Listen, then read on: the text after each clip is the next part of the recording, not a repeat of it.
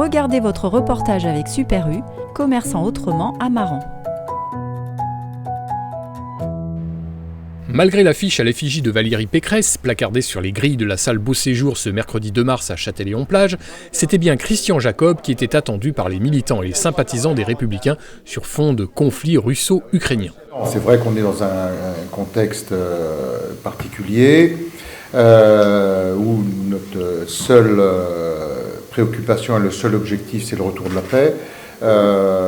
La guerre est aux portes de l'Europe et le seul objectif qui doit nous animer, c'est celui-là, c'est de trouver une solution dans la paix.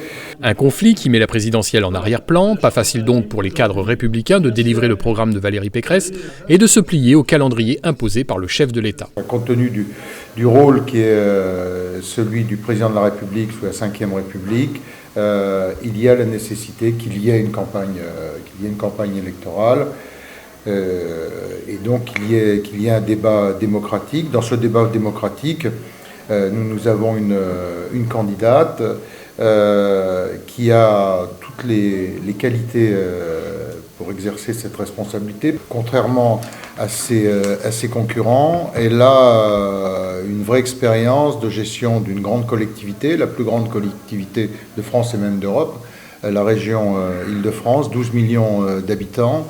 Elle a une expérience ministérielle très solide. Je me rappelle que lorsqu'elle était confrontée à une grève difficile lors de la réforme des universités, c'était la période où elle a été ministre du budget, la seule période depuis plus de 20 ans où elle a stabilisé les dépenses publiques. Donc cette expérience à la fois est solide.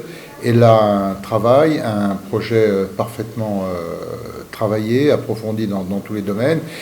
Et donc, on est maintenant dans cette phase où tout est en train de se jouer, mais où rien n'est joué parce que la campagne ayant tardé à démarrer, le contexte international étant ce qu'il est, les Français, comme le disait Didier à juste titre, sont en ce moment sur aussi d'autres préoccupations, mais va arriver ce moment de la campagne.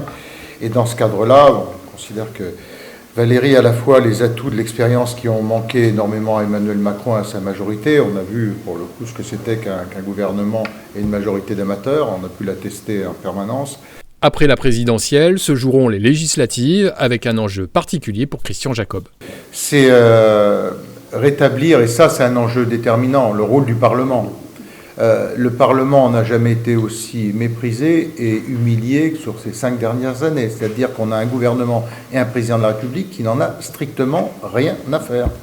D'ailleurs, les premiers qui ont payé la note en quelque sorte, ce sont les parlementaires En Marche.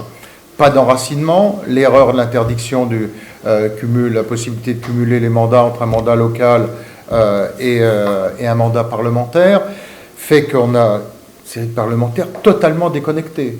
Moi, je suis